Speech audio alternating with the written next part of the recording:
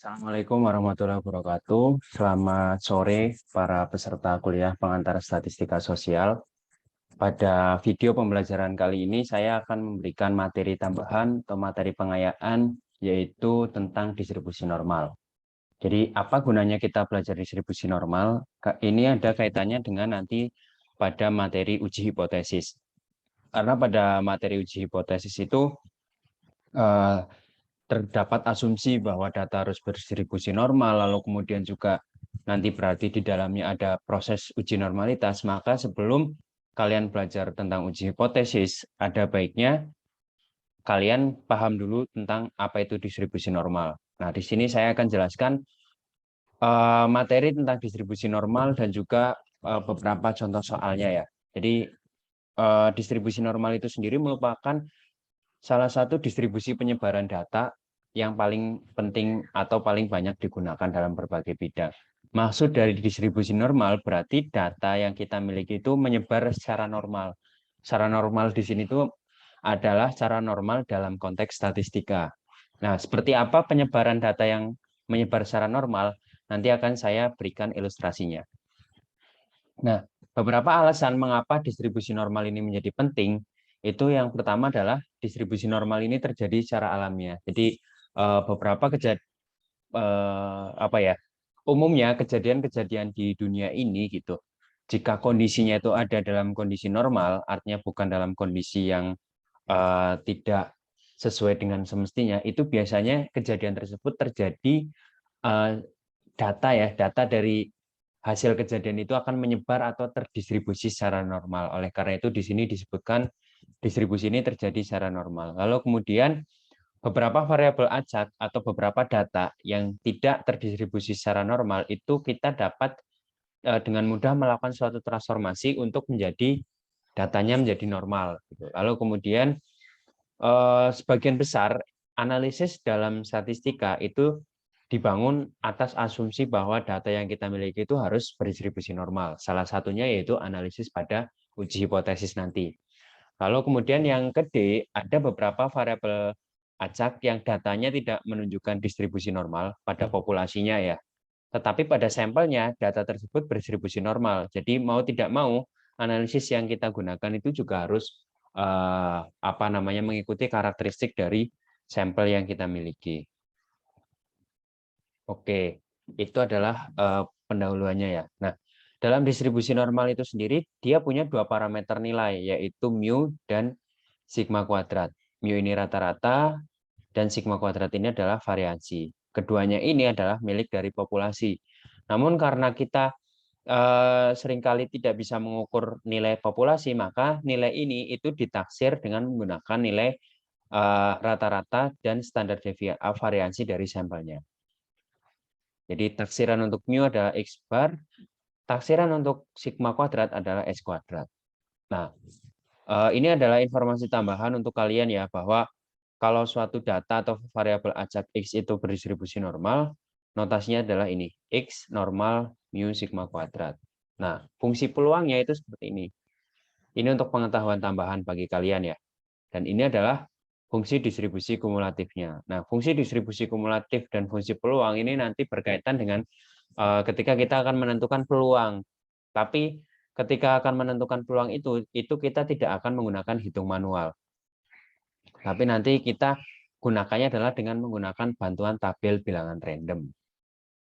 Nah, ini adalah bentuk kurva fungsi peluang distribusi normal. Jadi yang dimaksud dengan kejadian menyebar secara normal itu adalah jika digambarkan dalam fungsi peluang, itu menyebarnya seperti ini. Bentuk fungsi peluangnya, bentuk kurvanya itu adalah menyerupai lonceng. Di mana yang di tengahnya itu adalah nilai mu atau nilai rata-ratanya. Jadi suatu kejadian itu menyebar secara normal jika nilai-nilai kejadian itu frekuensi tertingginya itu ada di sekitaran nilai rata-rata. Semakin tinggi nilai frekuensi, maka di sini peluangnya juga akan semakin tinggi. Jadi ini itu adalah luasan di bawah kurva ini itu adalah menunjukkan total peluangnya. Berapa total peluangnya? Ya sama dengan 1, karena nilai maksimal dari peluang itu kan 1. Jadi semua kejadian-kejadian yang di-cover oleh fungsi peluang ini, dalam kurva fungsi peluang ini, itu berarti nilai luasan di bawah kurvanya adalah 1. Jadi Ketika nilai mu-nya ini ada di pusat, maka kejadian-kejadian yang terjadi yang direalisasikan dalam nilai-nilai data itu, nilainya itu akan menyebar di sekitar nilai mu ini. Itu yang disebut sebagai data terdistribusi atau berdistribusi normal. Semakin jauh dari nilai mu, peluangnya akan semakin kecil, frekuensinya juga akan semakin sedikit, kira-kira seperti itu. Nah, ini adalah karakteristiknya ya, karakteristik dari kurva fungsi peluang distribusi normal. Jadi kurvanya itu berbentuk lonceng dan simetris, kemudian kedua ekor atau ujungnya itu tidak pernah memotong sumbu X. Kemudian yang ketiga sampai ke-6 ini untuk informasi tambahan saja. Kalian tidak perlu mempelajari secara lebih lanjut gitu ya. Nah, kemudian selain distribusi normal, ada juga yang disebut sebagai distribusi normal standar. Distribusi normal standar itu adalah bentuk khusus dari distribusi normal saat nilai rata-ratanya itu sama dengan 0 dan nilai sigmanya itu sama dengan nilai sigma kuadratnya sama dengan 1. Nah, fungsi pulangnya seperti ini dan fungsi distribusi kumulatifnya seperti ini. Nah, karena nilai rata-rata 0 dan standar deviasinya 1, maka kurva fungsi pulangnya adalah ini. 0 itu yang menjadi pusatnya ya. Berarti nilai-nilainya itu terpusat di sekitar nilai 0.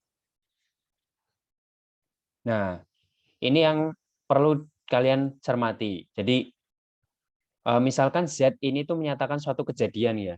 Pubajak yang menyatakan suatu kejadian. Nah, Z kecil ini itu adalah suatu nilai. Jadi, peluang suatu kejadian nilainya lebih besar dari Z kecil itu adalah kalau dalam distribusi normal standar itu seperti ini. Nilainya sama dengan 1 min PZ kurang dari Z.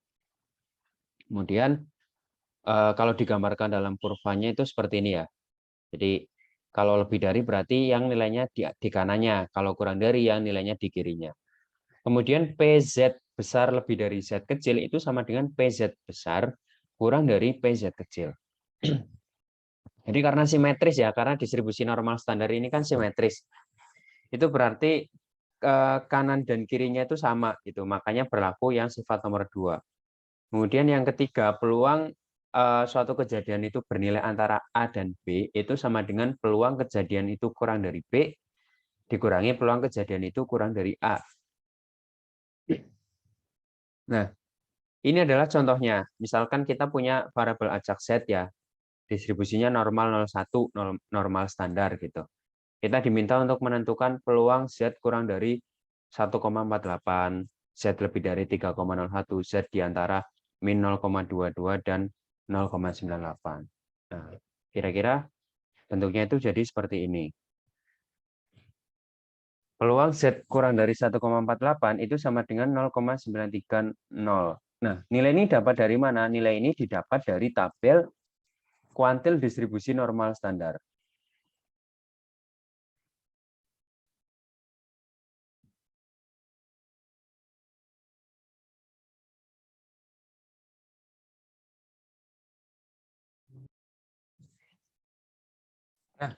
Nah, nilai tersebut itu tadi kan sudah saya jelaskan diperoleh dari tabel distribusi normal standar. Nah, tabelnya itu seperti ini.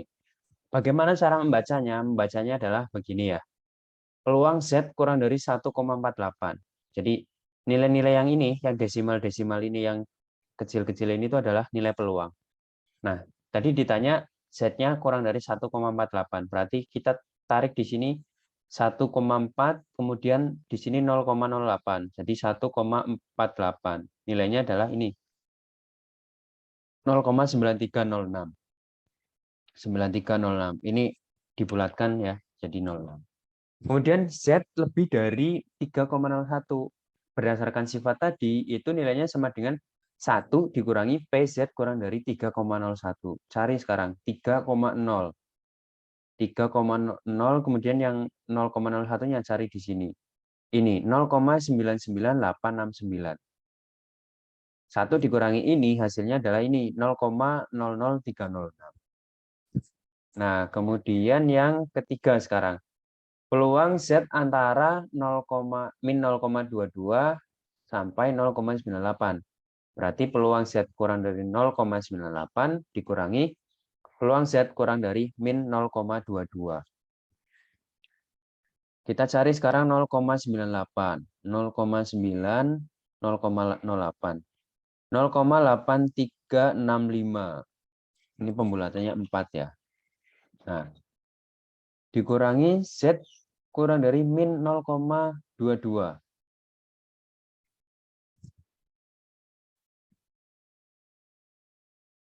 Nah, untuk yang nilainya negatif itu kelihatannya di tabel satunya lagi. Min 0,22.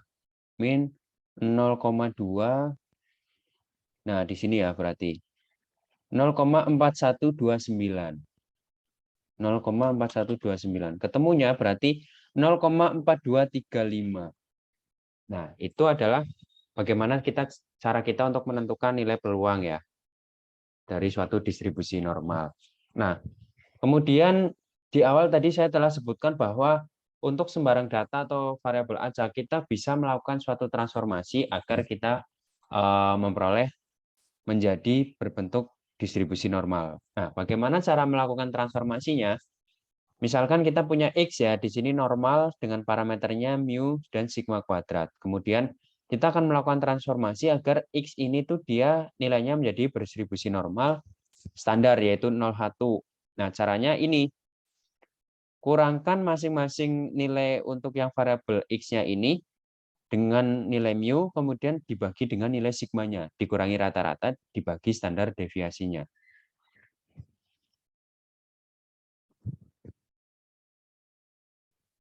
Nah, ketika sudah berdistribusi normal standar, setelah ditransformasi seperti ini, itu dia distribusinya akan normal standar. Nah, kemudian berlaku ini, peluang X kurang dari atau sama dengan X, itu maka menjadi seperti ini. Ini sama dengan, nah, X min mu per sigma ini menjadi Z. Z ini data atau variabel acak yang distribusinya adalah normal standar. Nah, kemudian ini adalah cara mentransformasikan menjadi data menjadi berdistribusi normal standar. Lalu kemudian bagaimana caranya kita memperoleh suatu nilai kuantil atau nilai tertentu di mana peluang nilai Z besar akan kurang dari nilai Z kecil itu akan sama dengan alfa. Itu rumusnya seperti ini ya. Jadi nilai peluangnya, nilai Z atau nilai kuantilnya itu adalah inverse distribusi dari alfa ini. Nah, contoh soalnya adalah begini. Misalkan kita punya hasil survei gitu bahwa dalam satu hari mesin produksi itu rata-rata operasinya 14,35 jam. Standar deviasinya 2,3 jam. Nah, kemudian kita diminta untuk menentukan peluang dalam satu hari mesin beroperasi selama minimal 15 jam. Nah, berarti langkah pertama, kalian transformasikan dulu menjadi berdistribusi normal standar. Biar apa? Biar nanti ketika kita akan menghitung peluangnya, kita bisa memanfaatkan tabel ini. Jadi tabel ini itu adalah khusus untuk distribusi normal standar saja. Nah, transformasinya ya ini X min mu per sigma kurang dari sama dengan X min mu-nya berapa? 14,35 dibagi 2,3. Hasilnya yang ini yang depan jadi Z, yang belakang jadi 0,28261 atau dibulatkan jadi 0,29. Nah, 0,29 nilai peluangnya berapa? Z kurang dari 0,29 ini. Cari di sini. 0,2, 0,9 ditarik. 0,6141. Berarti di sini 0,6141. Hasilnya menjadi ini 0,3859. Kemudian yang B, tentukan peluang dalam satu hari mesin tidak beroperasi sama mesin tidak beroperasi. Itu sama dengan kita menentukan peluang X-nya kurang dari atau sama dengan 0. Kalau X-nya sama dengan atau kurang dari 0 itu kan berarti X yang menunjukkan waktu operasi berarti kan tidak beroperasi kan. Kalau waktu operasinya sama dengan 0 jam, berarti dia tidak beroperasi.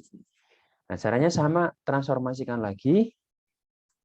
Di sini Z sama kurang dari sama dengan min 6,23913. Nah, di sini ini ya, dia mentok hanya sampai min 3,9. Berarti yang lebih kecil dari min 3,9 lagi itu semakin dekat dengan 0.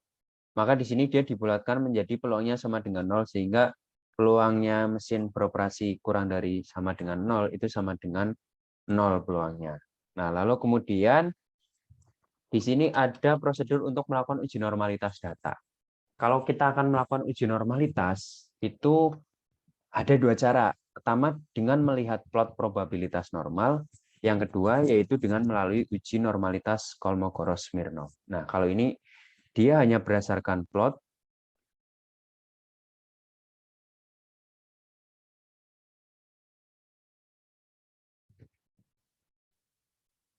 Nah, yang kedua, ini melalui uji hipotesis. Nanti akan saya jelaskan ya prosedurnya. Ini adalah secara teoritisnya ya, tapi kalau untuk ilmu sosial tidak perlu secara teoritis. Kalian kalau mau menghitung langsung dengan menggunakan software SPSS saja.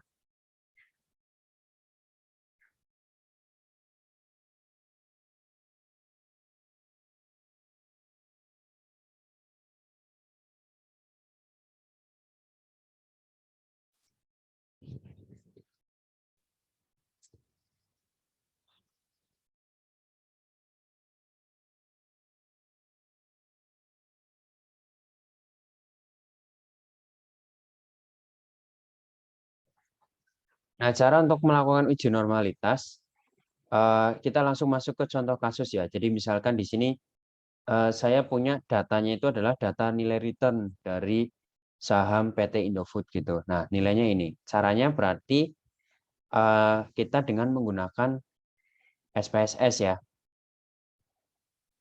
Nah, saya saya akan langsung jelaskan prosedurnya dengan melalui SPSS.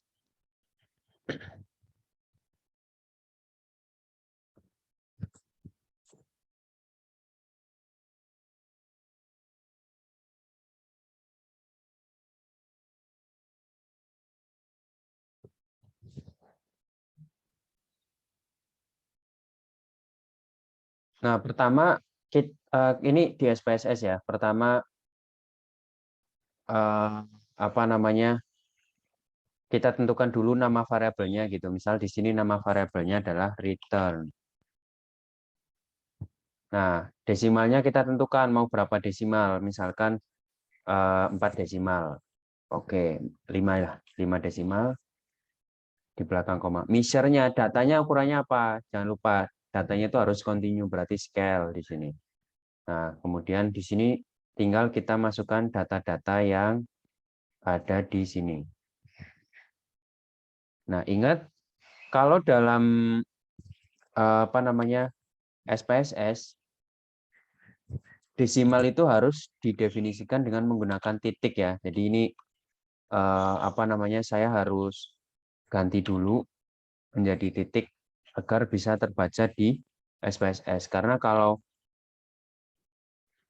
tidak diganti titik nanti jadi tidak terbaca datanya di SPSS.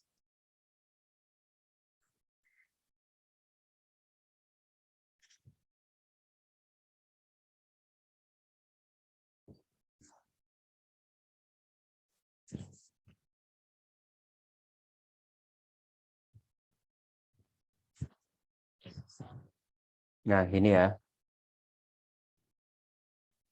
Kemudian kita kopikan di sini.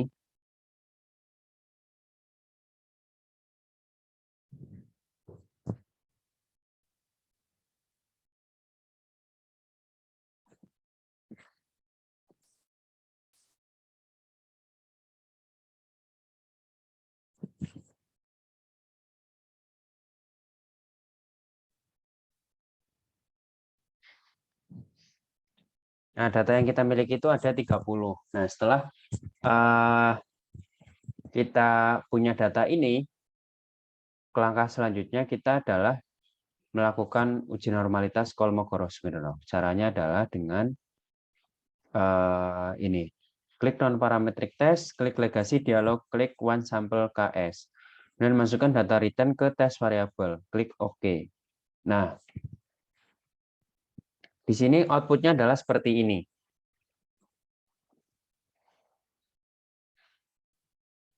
Kita kopikan.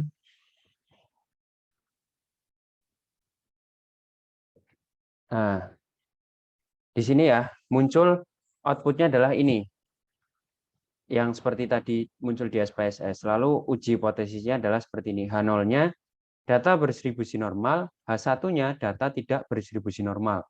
Tingkat signifikansinya alfa kita pakai misalkan 5% ya. Nah, statistik ujinya ada dua, yaitu nilai D dan nilai probe atau sig. Probe-nya adalah 0, sebentar. Ini ada kesalahan. Nah, probe-nya itu 0, ini ya yang 644. 644 D-nya ini 0,135. Nah, kaidah pengambilan keputusannya H0 ditolak jika nilai probe-nya ini kurang dari alfa. Nah, karena nilai probe-nya 0,6 itu lebih dari alfa 5%, maka kita bisa simpulkan bahwa data ini berdistribusi normal. Nah, ini untuk ini ya. Ini untuk latihan kalian, silahkan dikerjakan. Nah, itu adalah untuk materi pengayaan tentang distribusi normal. Untuk video pembelajaran selanjutnya nanti akan saya berikan tentang uji hipotesis. Sekian video pembelajaran kali ini. Saya akhiri. Assalamualaikum warahmatullahi wabarakatuh.